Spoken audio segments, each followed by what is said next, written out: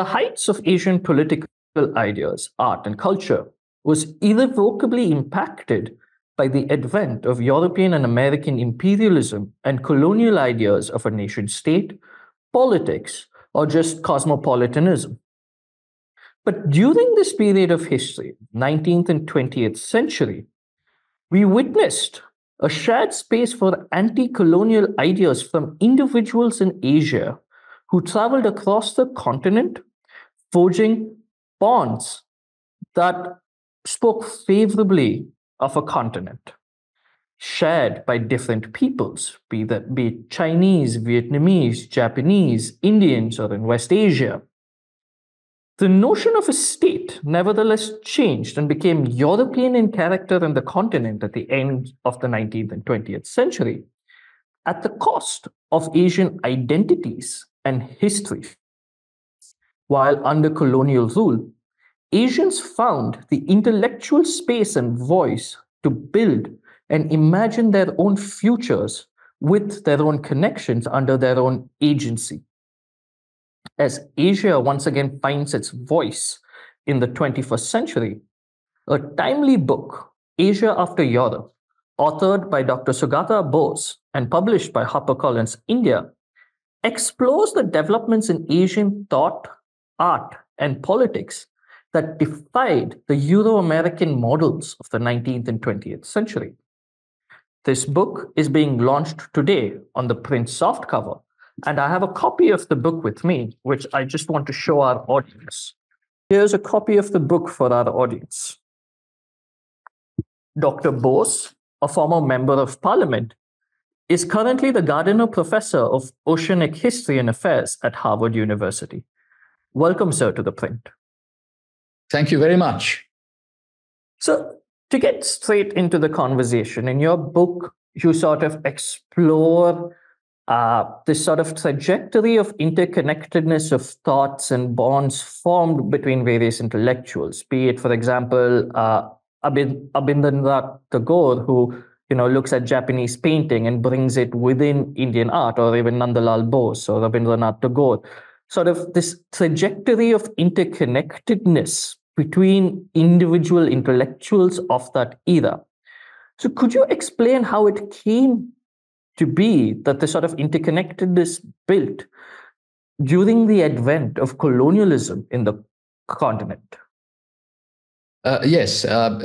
Despite the imposition of European and more broadly Western colonial rule in Asia, Asians tried to imagine their own continent, and that imagination had a creative spark that was missing in Western cartographic or geographical depictions of our continent. You started by mentioning Abanindranath Tagore, who was Rabindranath's nephew. And I opened one of my chapters by describing how he removed a large European oil painting from the wall of his studio and sold it off to a wealthy art collector in order to make space for an Asian work of art to be executed by a visiting Japanese artist, Yokoyama Taikan. And the theme of that painting was Rash Leela, the love play of Radha and Krishna. What is interesting is that it wasn't very easy for Abanindranath to initially appreciate the smoky touch of Taikan's coal on silk, but gradually they came to understand one another, because Abanindranath was used to the richer colors of Mughal and Persian painting. But then he saw Taikan, who had followed Okakura's trail to Calcutta. This was 1903, very beginning of the 20th century, and saw that he dipped his paintings in water. So Abanindranath took the plunge himself, and one of the most fascinating examples of Japanese wash technique in Indian art is none other than Abanindranath's 1905 painting, Bharat Mata. So this is how these conversations took place. In this instance, Japanese visitors had come to India, but of course, there were Indian intellectuals, artists, scholars, poets who returned the compliment.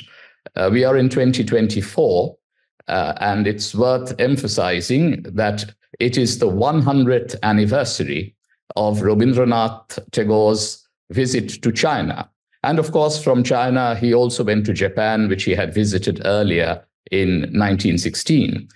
And Tagore always took a powerful team of other intellectuals with him. So in 1924, the painter Nandulal Bose was a fellow traveler, as was Kalidas Nag, who worked in comparative politics, and Kiti Mohan Sen, a student and scholar of comparative religion. So these were the kinds of conversations that were taking place. Of course, I focus not just on Indian intellectuals and artists. It's worth remembering that it was also in 1924 that Sun Yat-sen visited Japan and gave his famous speech in Kobe, which is a key document in the history of Asianism. I also did not want to simply privilege what are now the major countries of Asia, India, China, Japan. That is why I bring in West Asia into my story, as well as Southeast Asia, including Vietnam and the Philippines. And so figures like Fan Boy-Chao, who went to Japan, also in 1905, or Jose Rizal, the founding father of Asian nationalism, who was executed by the Spanish in 1896. He actually traveled to Japan in the early 1890s. So by following the intersecting journeys of many Asian intellectuals, but also not just elites, but subalterns, I try to tell the story of how Asia was imagined by Asians themselves in the age of European and also American imperialism. Let's not forget that the Philippines was a US colony in the first half of the 20th century.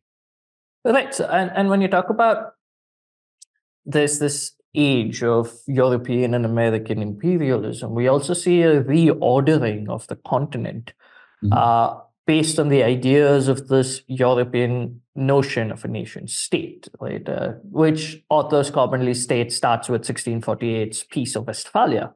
Mm-hmm. So in that sense, what was this impact of this idea of strict geographical boundaries and homogeneous communities, right, on a continent that is still made up of a myriad of ethnicities, languages, peoples, ideas? So what was that impact that we see from the advent of this colonial enterprise by Europe and North America?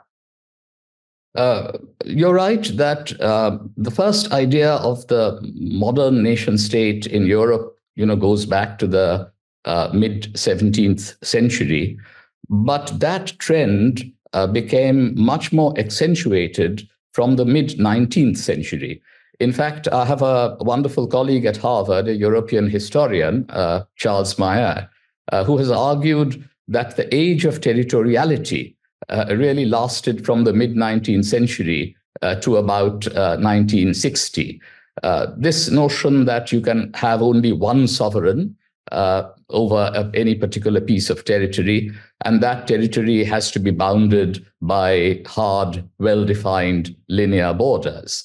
But if we look at Asian history, if we look at both pre-colonial Asian history and the history of anti-colonial thought in Asia, then we find that in Asia, we were always very comfortable with layered and shared sovereignties. The Mughal emperor was only the highest manifestation of sovereignty. There could be many other sovereigns at other levels of the polity. And even the Marathas in the late 18th century, wanted to be seen as the protector of the person of the Mughal emperor, even while talking in terms of a Maratha empire. So there could be multiple sovereignties, there could be overlapping or fuzzy borders and boundaries. My sense is that it is really from the late 1850s in India that you begin to see the introduction of monolithic notions of sovereignty, the idea of hard borders, and this is during Crown Raj after 1858 in India, not during the rule of the company. And also elsewhere in Asia, from about 1870, there were vast territories in Southeast Asia which were being conquered, and the British and the French and the Dutch, and ultimately the Americans from the turn of the 20th century, came to impose their nation-state model, but in a colonial mode in Asia. And that's when we accepted the idea of centralized state structures.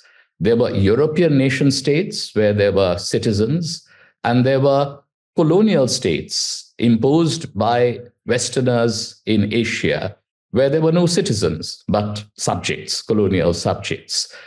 And what is fascinating, and something that I wanted to really uncover in this book, is that if we look at anti-colonial thought, we never fully accepted or internalized these European concepts. The most far-sighted Asian intellectuals and political thinkers were always skeptical of the European nation-state model.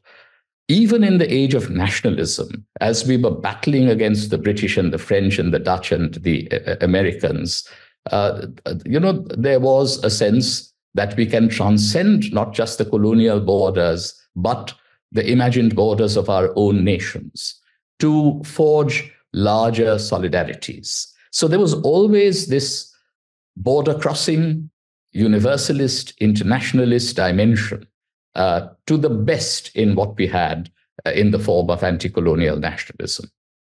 Right. And you, I mean, rightly so, when you speak about these ideas of shared sovereignty, I mean, the Nizam of Hyderabad never declared himself as an emperor till the dying day. It was always a Nizam under the Mughal emperor. But speaking about this idea of interconnectedness, I just want to bring it to sort of the Indian freedom movement that, began in earnest in the early 20th century.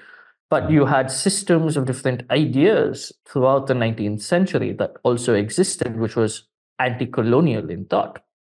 And my question here is, how was this impact of this global interconnectedness of Indian individuals traveling across the world, studying, speaking with people, how did that impact the Indian freedom movement in earnest at the turn of the 20th century?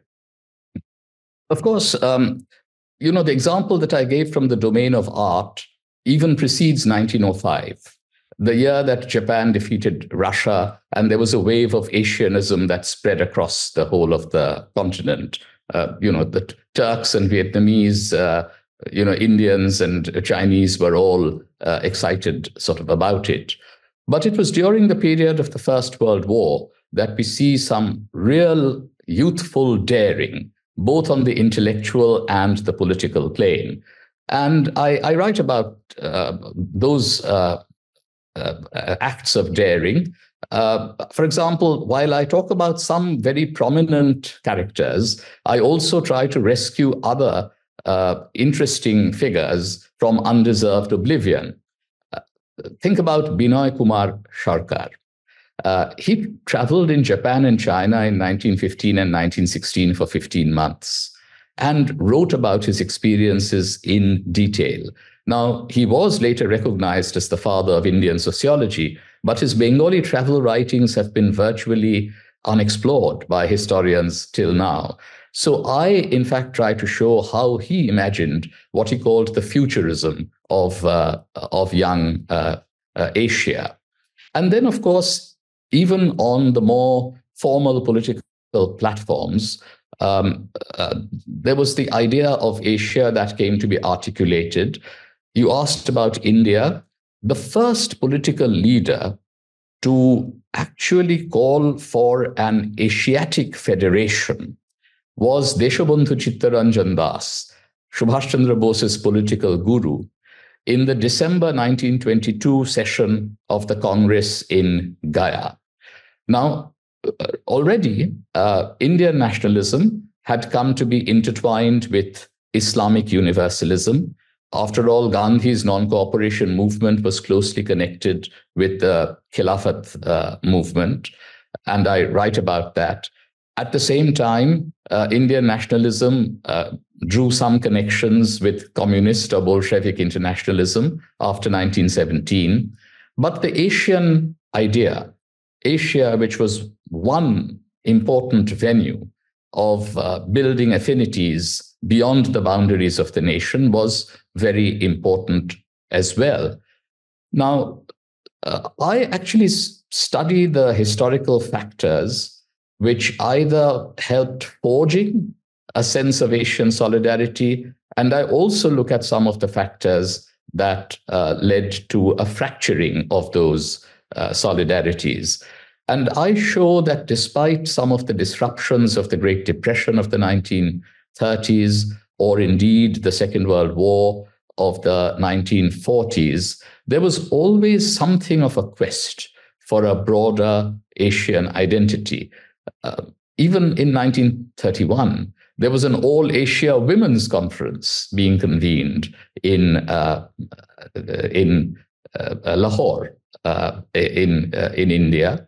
And I show how Japan's invasion of China in 1937 undermined the idea of Asia, but also how Asian freedom movements in the 1940s tried to cooperate with one another across South and Southeast Asia. So I think what we have to note is that anti-colonial struggles were never wholly territorially bounded by notions of either India or Burma or Vietnam. They were all, or the Philippines. There were always larger connections being sought to be forged. And also I write about, for example, the Asian Relations Conference that was convened in Delhi before independence in April of 1947. And the person who presided over it was a poet-politician, Sarojini Naidu, who had missed presiding over the Women's Conference that I mentioned of 1931 because she was in jail for taking part in Gandhi's civil disobedience movement. But she gave real poetic expression to the idea of Asia in 1947, before we actually formally won our independence. Right, and you mentioned something very interesting there, is the fracturing of Asian solidarity, and that brings me to my next question. This is also in relation with the Asian Relations Conference in 1947. In fact, I remember, or I've read somewhere, that Chiang Kai-shek was quite unhappy with India for inviting Tibet. Yes. Right, and that broke sort of the solidarity of nationalist China back then with the incoming sort of Indian government that was poised to take over from independence in 1947.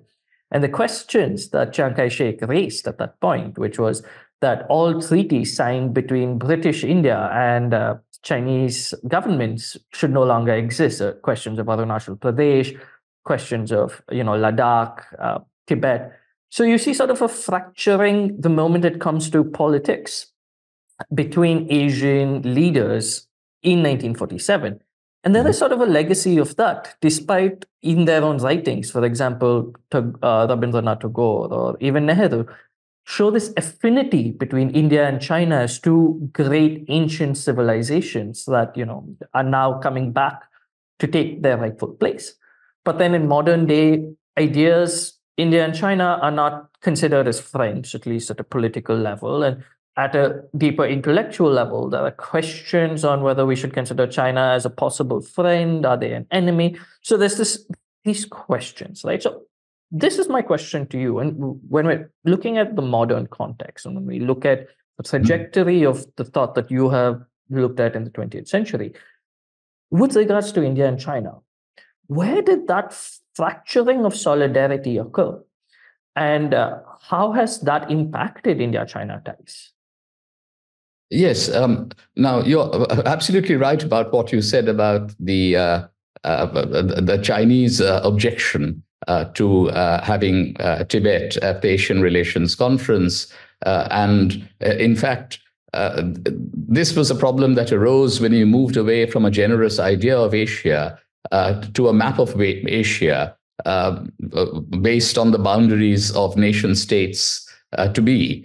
And in fact, Nehru had to concede the redrawing of the maps of Tibet and China in the same color by one of the Chinese representatives, even in 1947.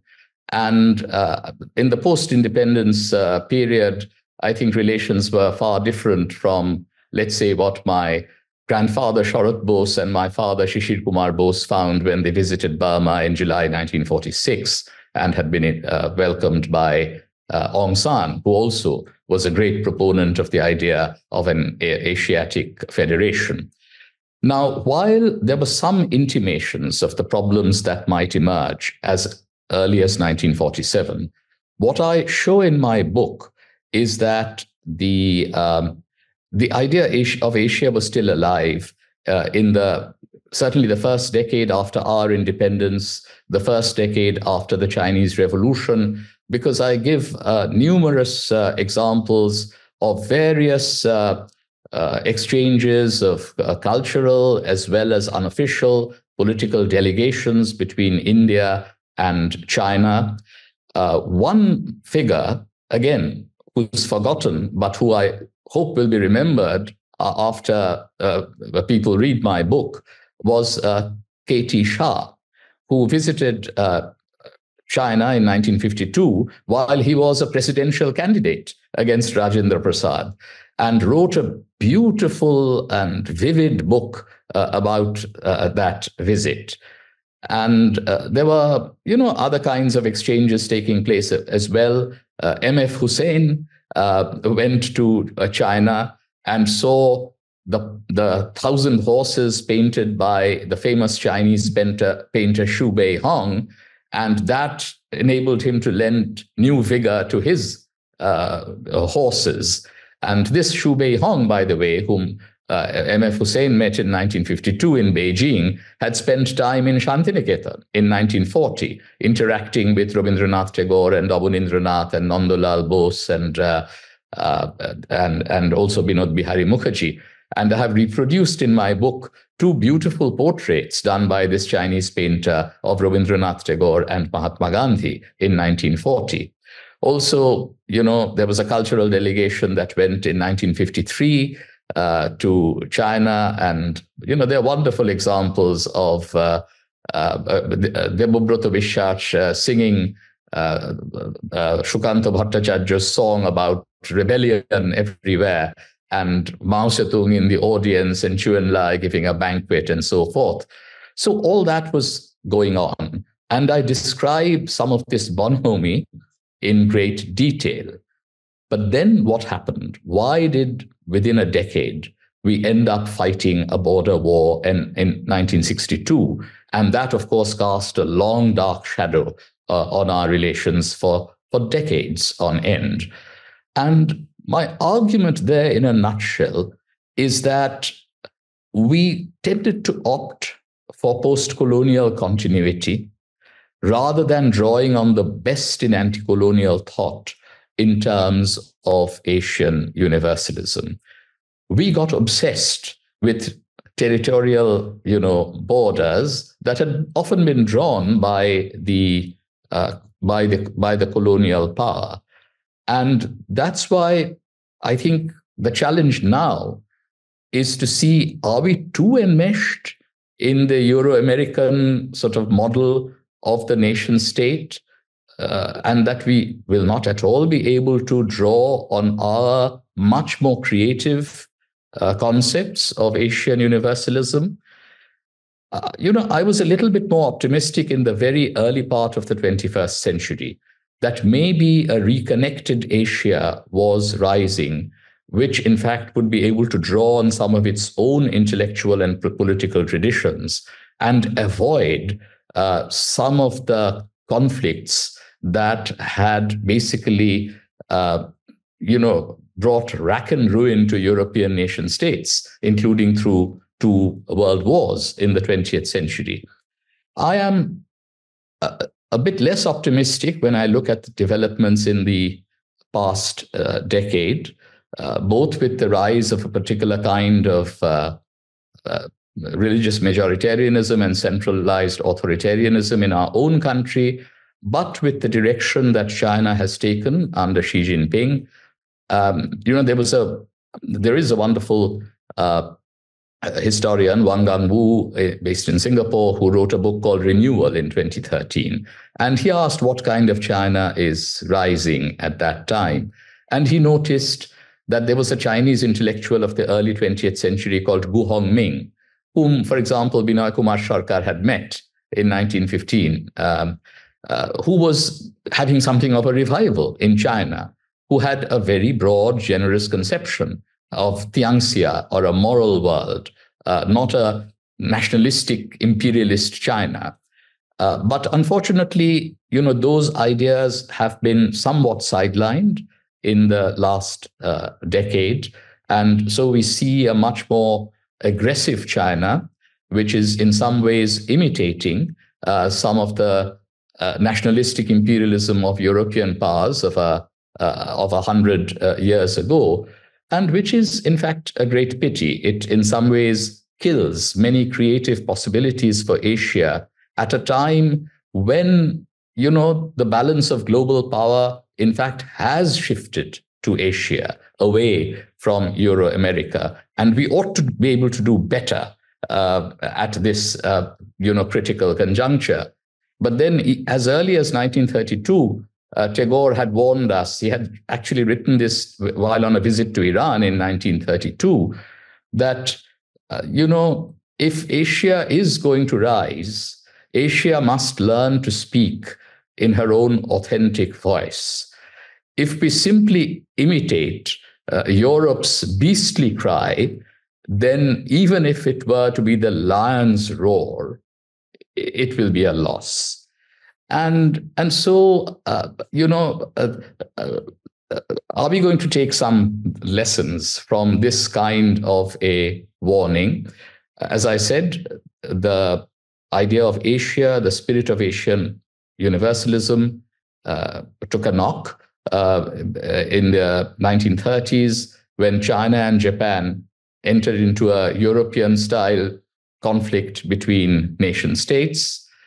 And I think it is our great responsibility. India and China really need to somehow manage peacefully their simultaneous rise. Otherwise, it will, in fact, be a loss. And that's why I think what I talk about in terms of a pluralized continentalism, students of international relations might want to talk in terms of a multipolar Asia. But throughout this work, I have decided not to use the prefix pan, because pan-Asianism, pan-Islamism always had a pejorative connotation in the European view. I'm saying Asianism is enough. And I'm in favor of the more generous conceptions of Asianism. That takes away nothing from our, the cultural distinctiveness and the sovereignty of our own countries, but then be able to transcend those borders to forge larger connections and solidarities in order to build a shared and a more prosperous global future. So the adjectives that I use is the need for an interconnected and an interreferential Asia, where Asians may be able to learn from one another and also learn from the best in our own past, so that we can shape a better global future. Right, and that was sort of my final question, but it sort of brings me to this. I think it was Tagore that you write in your book that argued that we need to have this idea of Asianism that can heal all wounds rather than imitate Europe that can only inflict with great efficiency wounds upon one another. Yes. So on that note, thank you so much, Dr. Bose. Yeah. Perhaps I should just use his own words with which I actually end, because what he had said was that the presumptive leader of Asia had not learned the art of civilization, which heals and unites, but had trained her hands under Europe in the science that inflicts wounds with efficiency. The calamity to which I refer is tragic, not merely because of its political consequences, but for its cruel destruction of human possibilities. And I see my book as a contribution to the whole corpus of ideas, which, if we draw upon creatively, we might in fact be able to preserve and promote some of these human possibilities. Right, sir. On that wonderful note, thank you so much, Dr. Bose, for joining us in this conversation on sort of this large expanse or canvas upon which you have portrayed Asian thought across civilizations, across nation states, across nation borders. In fact, I think the book itself makes borders irrelevant with the sort of scope of thought that you've delved into and explored in your book. That means that Asia After Europe, it's out now, and it's a extremely thought-provoking book into how could Asians define themselves in their own words and their own voices. Thank you so much, Dr. Bose, for joining ThePrint today. Thank you very much. It's a pleasure to have been on ThePrint.